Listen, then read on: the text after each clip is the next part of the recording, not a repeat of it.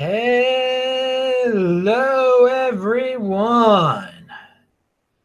This is Adam Meister, the Bitcoin Meister, the Disrupt Meister.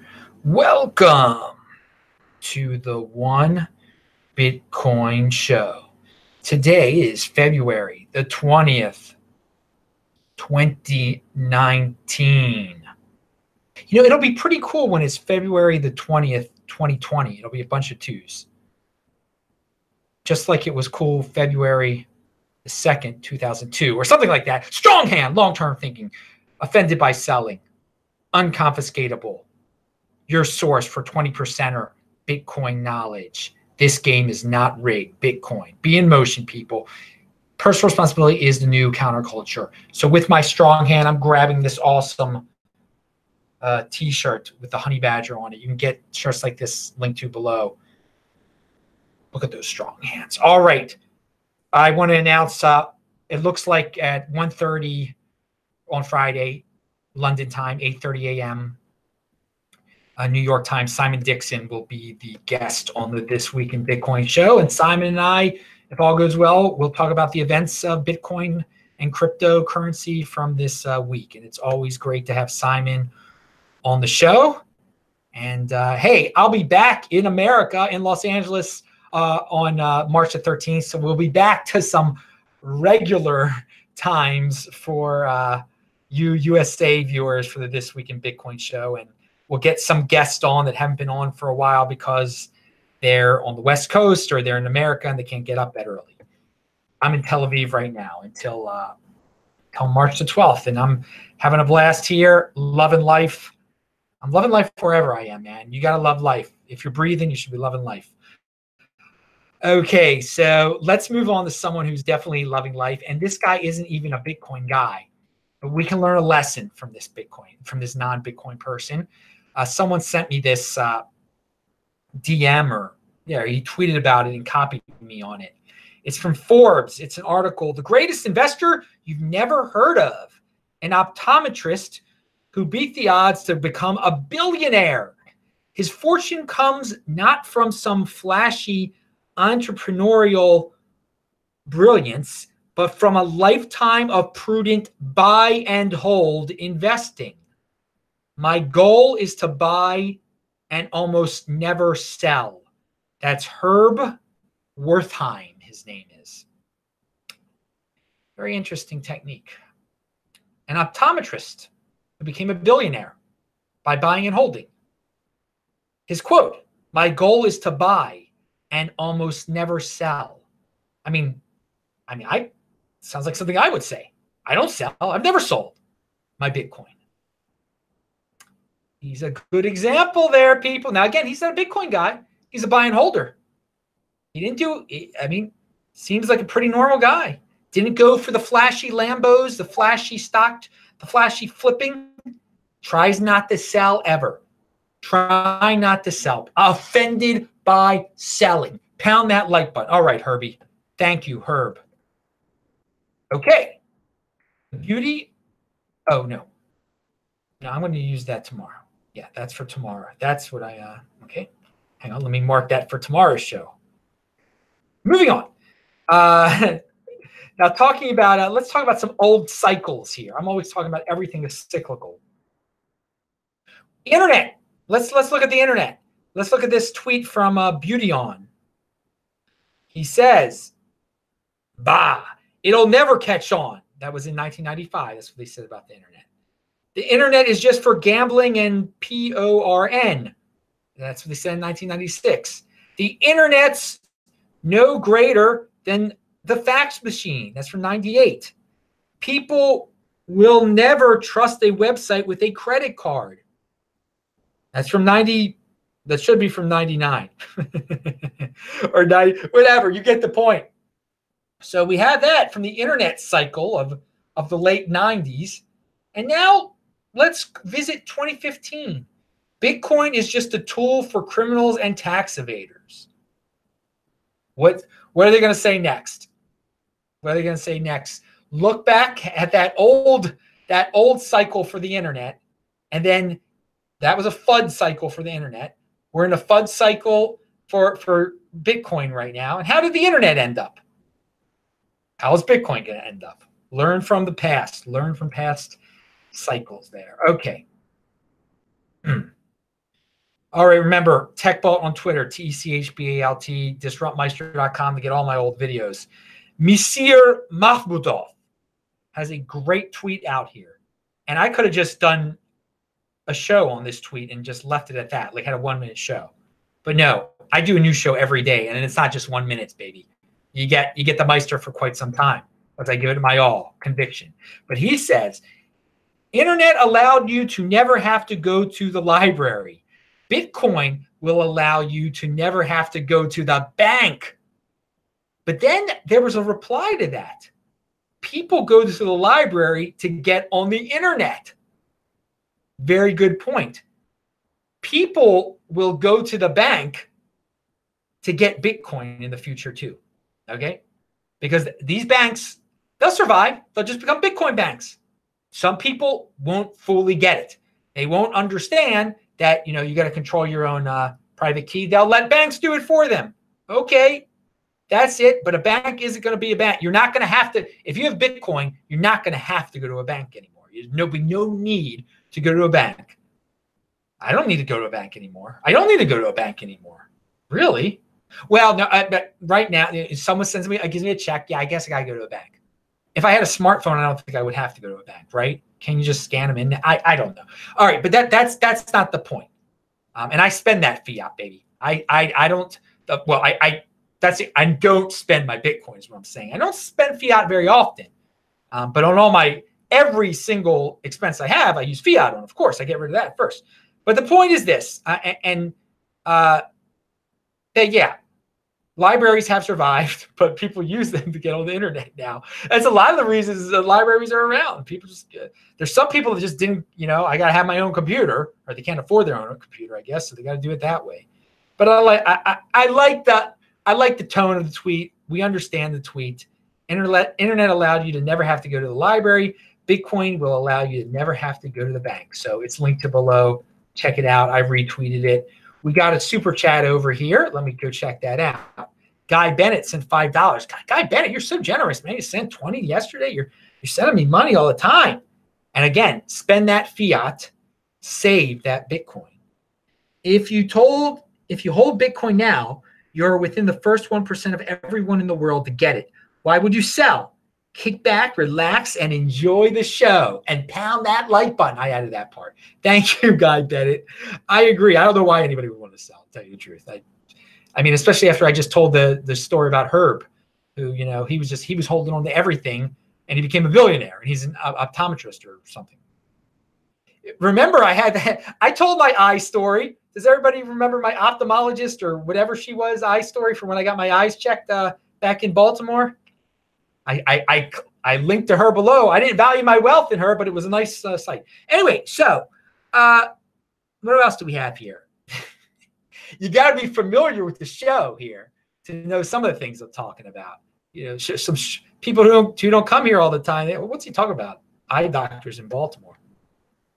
You should watch every one of these shows. Got over 1,200 of them at disruptmeister.com. Now, we're talking about the world changing, libraries. That was before. Now let's talk about Alistair Milne's tweet. Post office says email is rubbish and not a real competitor to letters. And what he's comparing that to some gold people who are saying that Bitcoin is not a real competitor to gold. Yeah, it's just like when the post office wasn't afraid of email. Sure, the post office is still out there.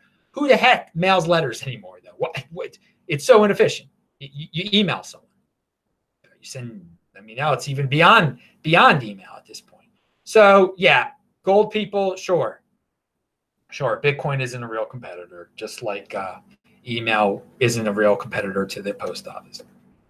Moving on, we got another super chat from CraigShip.com from an undisclosed location near Camp David, Maryland.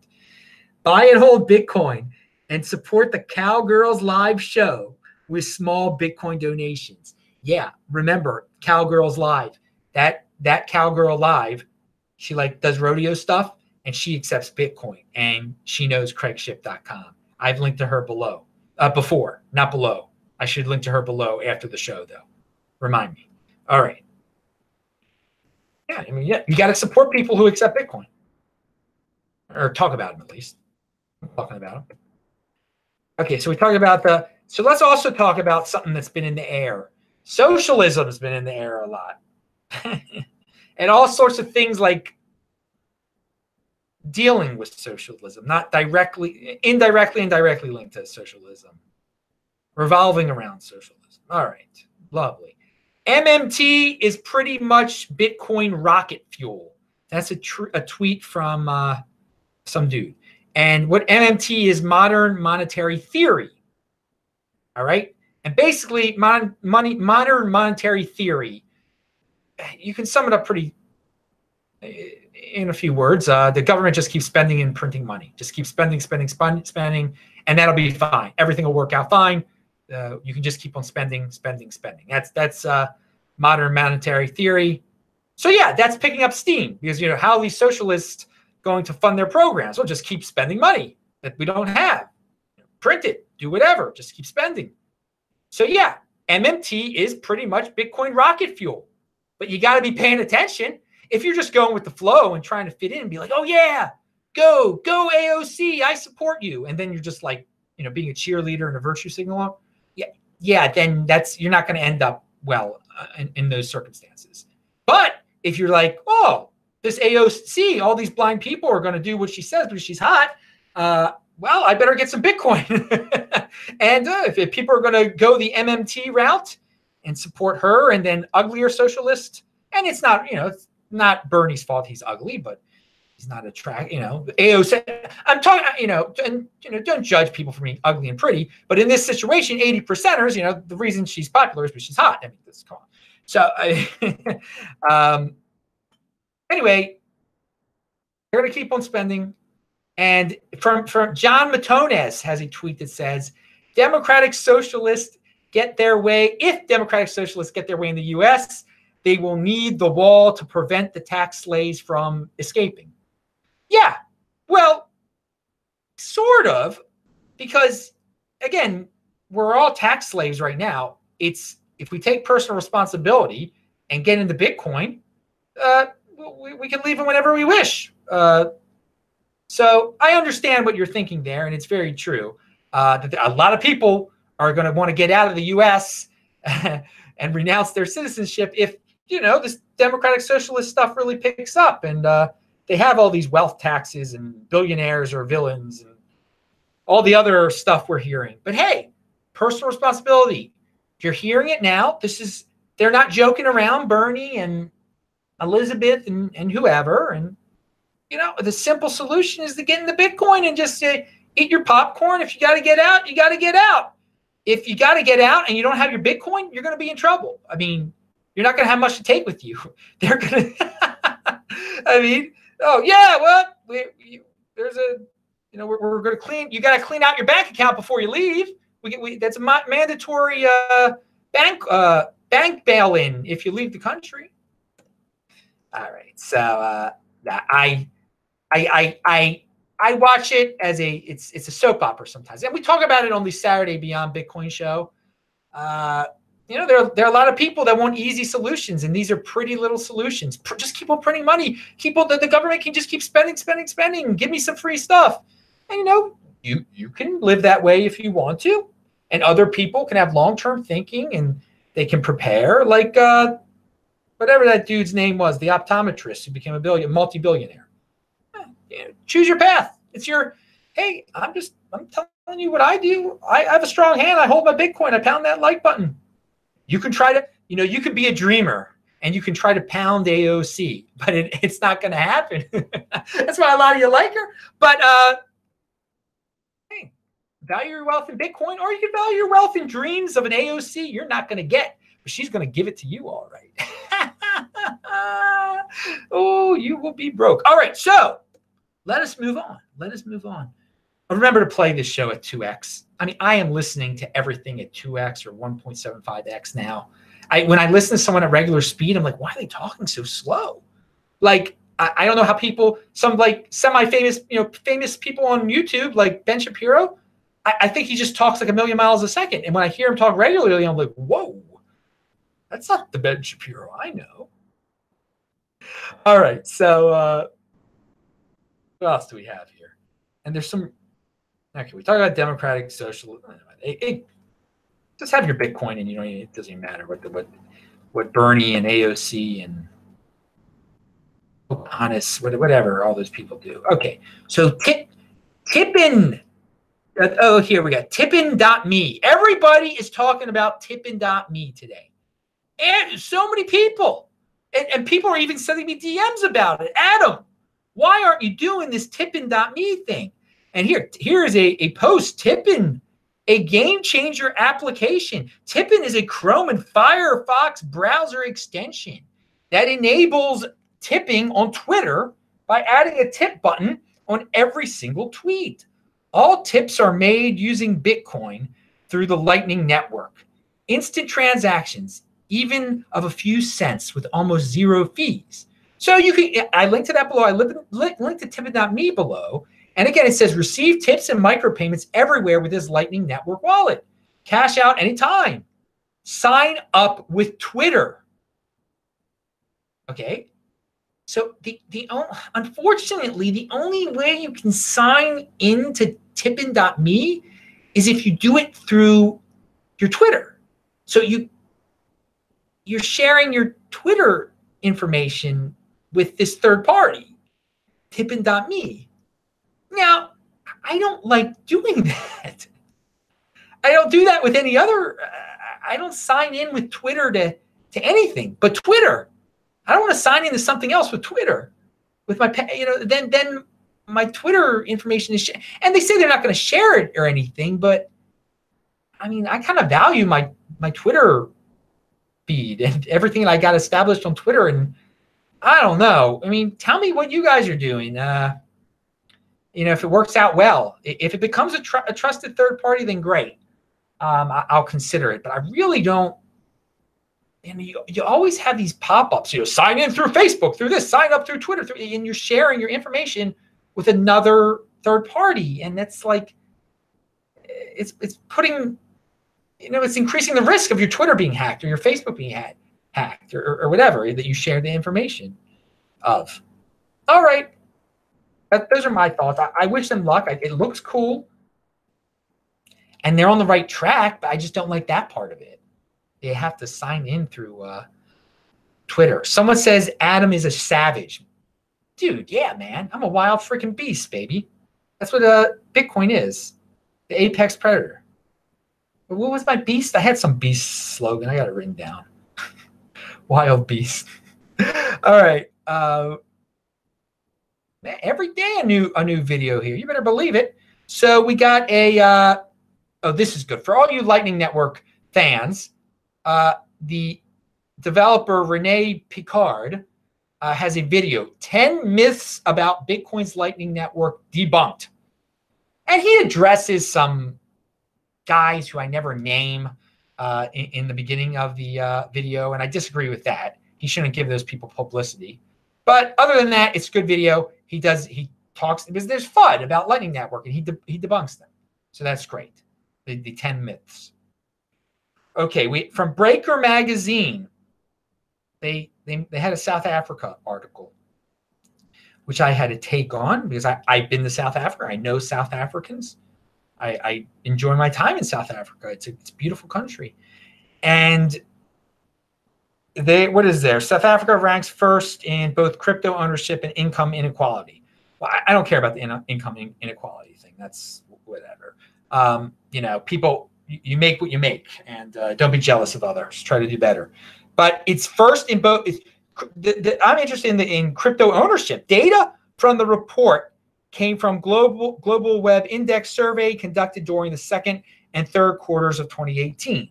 It points to 10.7% of South African internet users owning some form of cryptocurrency. This compares to the worldwide average of 5.5% of internet users holding cryptocurrency. The US comes in just below that at 5.3%, okay, of internet users. So that's interesting. South Africa is the highest, and the number is 10.7%. It's as if there's a certain population in South Africa that is pretty aware of the country's, it's not run very efficiently, should we say. It's not a meritocracy. It's there's some issues. And they've lived through some pretty wild times. They've heard about some pretty wild rumors of confiscations. It's as if a certain minority in South Africa wants to protect their wealth. In fact, there's like 9% of the South Africans are of a certain minority. And it's weird. 10.7% of the people in South Africa have cryptocurrencies. It's like some segment of the population there knows, they're trying to protect their wealth just in case something happens. If rule of law is totally left, is totally gone, and they have to go. I would love to know of this certain segment of the population, this minority in South Africa, this minority race in South Africa. What percentage of them hold cryptocurrency? Because they were trying, I think this article was trying to say, well, like there's the people that are horribly poor in South Africa, they don't have access to the banking system, so they got into cryptocurrency. No, I don't think it's on that end, dudes. No, it's not like that. I've been to the events there, okay, and sure, it would be great if the people that were horribly poor in South Africa, and there are a lot of people that are horribly poor, just all of a sudden woke up one day and say, I got to save and I got to get cryptocurrency. That's my way out of here. Okay. And that is their way out of there. If the horribly poor people in South Africa were able to get a hold of Bitcoin, it would be a great first step to getting out of living in freaking shanties on the side of the highway and stuff with no electricity. But I think there's a lot of people in South Africa, maybe of a certain demographic, who know it's time. You got to protect your wealth, and it's insurance. Using it as insurance just in case everything goes wrong, because it's unconfiscatable. So it'd be interesting if they broke it down by demographics in South Africa. It'd be very, very interesting, very interesting. But yeah, that 10.7% of internet users in South Africa, 9% are of a certain. Okay, so let's move on. Let's move on. And there can be people of all races who realize that the government can confiscate, and to use it. It does not. Bitcoin does not discriminate. If you think your government's going to steal from you, it doesn't matter what color you are. Get Bitcoin as insurance. All right, moving on. Pounding that like button. Pound it, baby. All right, Guy Bennett just sent $5 again. If you speak faster and do your live shows at 2x, that would be fantastic. Then the 2x replay of the show becomes 4x. Be in motion and strong hand. Pound that like button, dude. Thank you, Guy Bennett. I don't know if I can go at 2x. As most people know, I don't do drugs. I mean, if I start doing crystal and coke, I probably could speak at 2x, couldn't I? And then you could listen to me at 4. Could you really understand me at that point? Could you really understand me at that point, though? Adam Meister as a crackhead played at 2x. Someone should do that. That would be hilarious. You got to make fun of yourself, man. All right, let's see. Tuur de Meester. Tuur de Meester has a tweet out there.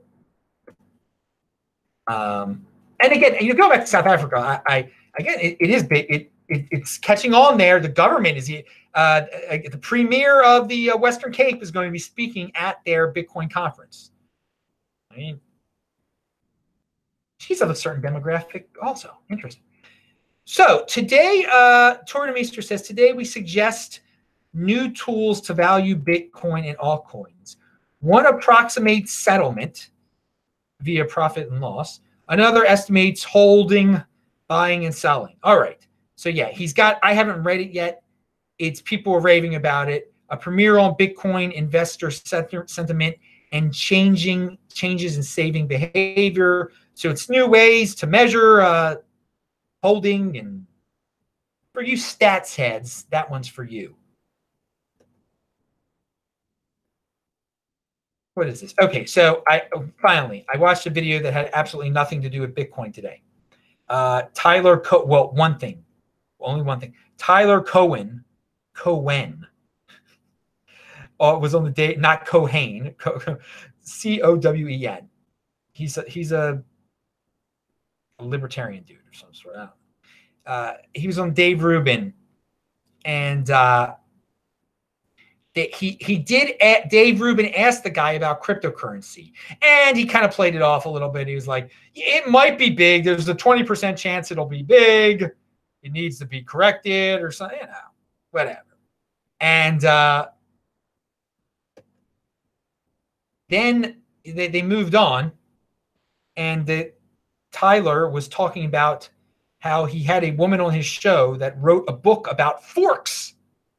And Dave Rubin is like, forks? Is that like that's a financial, is that an economic term, a financial term? And he's like, no. It's actually, I had a woman on my show that wrote a book about forks. And I was thinking to myself, this is the time. There'll be one day, when forks, Dave Rubin won't be saying, is that a financial term? He'll know that it's a freaking financial term, okay? And if Tyler knew that forks could be thought of as a financial term this very day, he would then understand that no, it's not a 20% chance of Bitcoin success. And no, things don't have to be corrected for Bitcoin to succeed. And no, it's not 30 years off or whatever he said. He said something about 30 years old. It's now. One day, when we hear about a book about forks, it will be the history of crypto dividends, or who knows what it'll be. But fork will be recognized in the next decade as a financial term, not as something that some people write books of, the history of knives, the history of forks. No, forks, it's a financial term in the new world. And we're in that new world. We're in that Bitcoin overlay. And one of these days, you're going to mention forks like that, and it won't be, they'll know you're talking about Bitcoin. They'll know you're talking about cryptocurrency. All right, everyone. And we're just one day closer to the future. One day closer for all you fiat freaks to returning to that all-time high. And by the way, have you enjoyed that I haven't mentioned, I've heard these rumors about the fiat price lately. No need to talk about it. I'm Adam Meister, the Bitcoin Meister, the Disrupt Meister, because that's not what we talk about here. There's no fancy sensor graphics. I don't need to say $1 million soon, when moon, all that ridiculousness. No. Someone had a great answer to, anyway, I'm Adam Meister. I'm the Bitcoin Meister. I'm the Disrupt Meister. Subscribe to the channel, like the video, share the video, bang that bell button. You might get a reminder of when I come live. Who knows? Click on those squares. I will see you guys in the chat right now. Be back tomorrow, of course. See ya.